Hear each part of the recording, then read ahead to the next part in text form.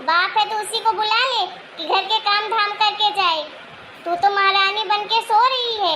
हाँ माँ जी, उठ गई हूँ, अभी आती हूँ। बताओ भला, पूरा गंदा घर पड़ा हुआ है ऐसे ही, और ये महारानी अभी तक सो रही है। अरे आप ही लोग बताओ, अरे बहुओं का काम क्या होता है? घर की साफ सफाई करना, खाना पीना बनाना, बड़ों की सेवा करना, पति की सेवा करना, सास की सेवा करना, ससुर की सेवा करना, ननद की सेवा करना, और नहीं तो क्या। लेकिन आजकल की बहुएं, बाप रे, इनका बस चले तो सर में बैठ के तांडव करें। खैर, मैं भी तो आजकल की सास हूँ, मैं कैसे पीछे रह सकती हूँ।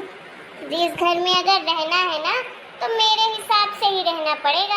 आ गई महारानी साहिबा, अब खड़ी खड़ी मेरा मुंह क्या देख रही है? आरती लेकर आऊं? तेरी आरती उतारूं? तो इस घर की महारानी जो है, आजकल तेरी नींद नहीं खुलती है।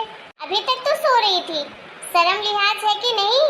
हाँ माँ जी, वो मेरी तबीयत ठीक नहीं लग रही थी, तो इन्होंने कहा कि आराम कर लो, जब तबीयत ठीक रहेगी तब काम कर लेना, बस इसीलिए आराम कर रही थी।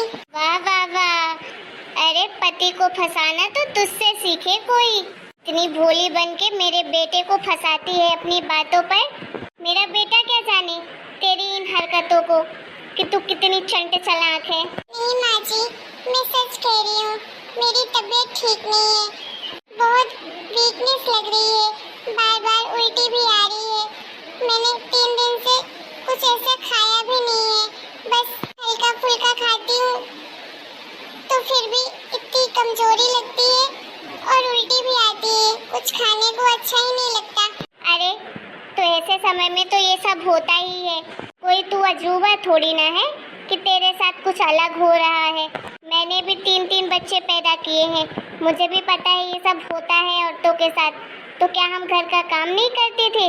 अरे घर का काम तो करना ही पड़ता है औरतों को। तू इस दुनिया में इकलौती तो पेट से हुई नहीं है। अरे तू गर्भवती है तो क्या घर का काम कोई और करने आएगा? हाथ पैर चलाएगी तो स्वस्थ रहेगी, काम करेगी तो भूख लगेगी, ऐसे पड़े पड़े भूख नहीं लगेगी, समझी? मम्मी जी, पर डॉक्टर ने तो अभी कहा है कि 4 से 5 महीने अभी तुम्हें आराम करना है, कुछ भारी सामान नहीं लेना है और ज़्यादा तुम्हें लचकना भी नहीं है। झाड़ू के लिए, पोछे के लिए मना किया है अभी। मुझे ना खून की भी कमी है और भी बहुत सारी समस्याएं हैं, जो डॉक्टर ने बोला है कि मुझे ध्यान रखना पड़ेगा। और उसने ये भी कहा है कि तुम्हें ज़्यादा से ज़्यादा खाना है, लेकिन मुझे भूख नहीं लगती, तो इसी वजह से और कमजोरी हो रही है। हे भगवान, आजकल की बहुएं बस डॉक्टर जो बोल दे तो इनके लिए पत्थर की लकीर है। अरे उसको बुड़बक को क्या पता? अरे वो तो पैसे कमाने के चक्कर में कुछ भी बोलेगा, वो 1000 बातें नहीं बताएगा, तो कैसे तुम लोगों को विश्वास होगा कि वो डॉक्टर है? कहते हैं ना कि जितना दिखावा करो उतना ही लोग उसके पीछे भागते हैं। बस वही बात है कि डॉक्टर को दिखा दिया, 1000 तरह की बातें बोल दिया और तुम लोगों को उसकी बातों में यकीन हो गया। अरे हमारे ज़माने में डॉक्टर नहीं होता था, गांव की दाइयाँ हमारी डिलीवरी करवाती थी तो भी सही सलामत बच्चे पैदा करते थे ना। हमें तो कोई नहीं सिखाने आता था और पूरा दिन काम भी करते थे, बच्चे भी अच्छे हो गए और मैं भी तंदुरुस्त हूँ, ना मुझे खून की कमी हुई ना कुछ कमी हुई। अरे मुझे तो ऐसा लगता है कि तू तो बढ़ा चढ़ा कर मुझे बता रही है कि ये तो अनपढ़ है, इसे तो कुछ पता नहीं है, तो बस जो बोलूँ वो बुढ़िया मान जाए मेरी बात और तुझे काम ना करना पड़े, काम करने से छुट्टी मिल जाए तुझे। और यही बात मेरे बेटे को बताई होगी तू। अब मेरा बेचारा बेटा क्या जाने इन औरतों के नखरों को कि ये अपने जाल में पतियों को कैसे फंसाती हैं। तेरे जैसी लड़कियां बहुत देखी हैं, समझी ना? और मैं भी अपने पोते की दुश्मन तो हूँ नहीं। तेरे से ज़्यादा खुशी मुझे है कि मेरे घर का बारिश आएगा, इस घर में मैं दादी बनूंगी। तुझसे ज़्यादा खुशी हो रही है, समझी? उसके लिए मैं कुछ ऐसा नहीं करूँगी जो उसके नुकसान के लिए हो। और तू डॉक्टरों की बातें मानना बंद कर और जितना मैं कहूँ उतना कर, समझी? इस हालत में जितना हो सके उतना काम करना चाहिए, डबल काम करो जिससे बच्चा तंदुरुस्त हो और तुझे भूख भी लगे। मेरे सामने तेरी ये चालाकी नहीं चलने वाली, समझी ना? तू बेटे को ही पागल बना सकती है, मुझे नहीं। नहीं मम्मी जी, ऐसा नहीं है, मैं पागल नहीं बना रही हूँ, सच में बोल रही हूँ। मुझे तो ऐसा लग रहा है जैसे ही खड़ी होती हूँ तो चक्कर आ जाएंगे। किचन में जाती हूँ तो हर चीज की इतनी ज्यादा स्मेल आती है कि मुझे बार बार उल्टी होने लगती है, कुछ पेट में रहता ही नहीं है। ये बोल भी रहे थे कि कुछ दिनों के लिए बाई लगा लेते हैं खाना बनाने के लिए। वाह वाह, मेरे बेटे के पैसे पेड़ में उगते हैं ना, इतनी मेहनत से कमाता है और तेरे लिए नौकरानी लगा दे खाना बनाने के लिए, झाड़ू पोछा करने के लिए, तो तू महारानी क्या करेगी? तेरी सुबह शाम बोल दे तो मैं आरती उतारूं। बहू के होते हुए मैं नौकरानी के हाथ का खाना खाऊंगी। भगवान जाने वो कैसे बनाएगी।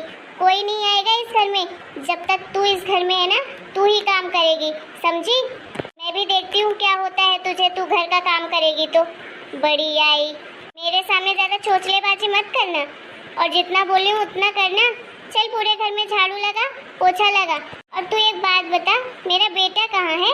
वो तो अभी कमरे में ही सो रहे हैं। हाँ, फटाफट से सारा काम कर और उसके लिए टिफिन बना। महारानी, आए दिन मेरा बेटा इस टाइम पर ऑफिस का खाना खाता है, किसी दिन बीमार हो गया, इतना तेल मसाला वाला खाना मिलता है उसके ऑफिस में। चल फटाफट से झाड़ू लगा और एक कचरा नहीं दिखना चाहिए।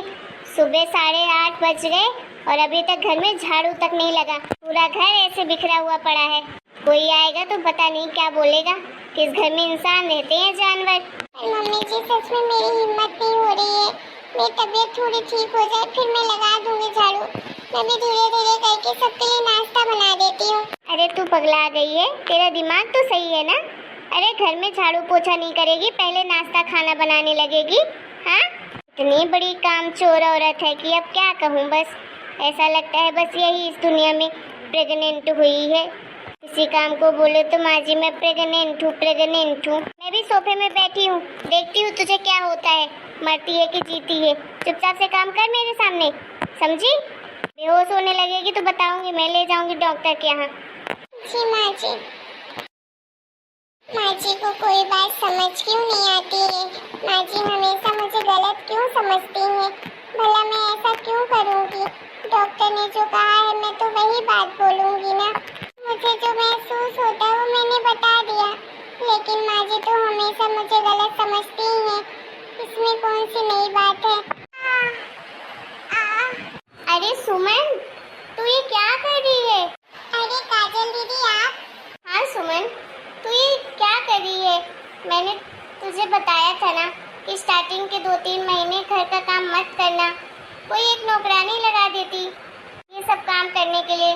चल मान ले खाना पीना बना सकती है खड़े खड़े, लेकिन ऐसे झुकने वाला काम नहीं करना था तुझे अभी। पर दीदी मैं नहीं करूँगी तो कौन करेगा? मैं तो माँ जी को समझा कर थक गई, बस उन्हें ऐसा लगता है कि मैं फालतू का नाटक करती हूँ। अब घर में नौकरानी भी तो नहीं लगाने देती माँ जी, तो सारा काम मुझे करना ही पड़ेगा। अब इस उम्र में माँ जी से भी तो काम नहीं करवा सकती हूँ और वो करेंगी भी नहीं। मम्मी को भी ना क्या ही बोलूं, उन्हें कभी किसी की बात समझनी ही नहीं है, वही बुढ़िया पुराण की बातें लेकर बैठी होंगी। लेकिन तुम्हें ये सब काम करने की जरूरत नहीं है, मैं भाई से बात करूंगी। भाई को तो बोल सकती हो तुम, भाई को क्यों नहीं बोला नौकरानी लगवाने के लिए? अरे बच्चे का ख्याल है कि नहीं? तुम्हारे इन काम के चक्करों में कुछ हो गया बेबी को तो फिर क्या करोगी तुम? डॉक्टर ने साफ साफ मना किया है कि तुम्हारी हालत अभी बहुत गंभीर है, कमजोर हो तुम, खून की भी कमी है और 1000 बीमारियां हैं, शुगर लेवल भी तुम्हारा बढ़ा हुआ है। तुम्हें अपना ख्याल रखना चाहिए। थोड़ा सा ये सब काम अभी छोड़ दो और कोई नौकरानी लगवा दो। मैं मम्मी से बात करूंगी, ठीक है? आपके भैया ने कहा था नौकरानी लगाने के लिए, बट मम्मी ने ही मना कर दिया। फिर मैंने भी बोला धीरे धीरे मैं कर डालूंगी सारा काम। मम्मी को तो मैं ही समझाती हूँ, उन्हें जब तक मैं नहीं बोलूँगी ना उन्हें समझ नहीं आएगी। पता नहीं सासों को क्या हो जाता है, जब बेटी की बारी आती है तो सारी चीज़ें उन्हें इजीली समझ में आ जाती हैं और जब बहू की बातें आती हैं तो वही चीज़ें उन्हें नाटक लगने लगती हैं। तुम ये झाड़ू छोड़ो और जाओ अपने कमरे में आराम करो। अरे नहीं दीदी, मम्मी जी आएंगे तो फालतू में सुनाने लगेंगी, है, मैं धीरे धीरे कर लूँ। मैं हूँ ना, मैं संभाल लूंगी। तुम जाओ अपने कमरे में आराम करो, अभी के अभी जाओ। तुम मेरी बात नहीं सुनोगी? ठीक है दीदी। मम्मी, अरे काजल बेटा, तू सुबह सुबह तू क्या कर रही है यहाँ पर? हेलो दोस्तों, आपको हमारा आज का वीडियो कैसा लगा कमेंट करके जरूर बताइएगा। वीडियो पसंद आया तो वीडियो को लाइक और चैनल सब्सक्राइब करिएगा। इसका नेक्स्ट पार्ट जल्दी आप लोगों के सामने आएगा, तो थोड़ा सा वेट करिए।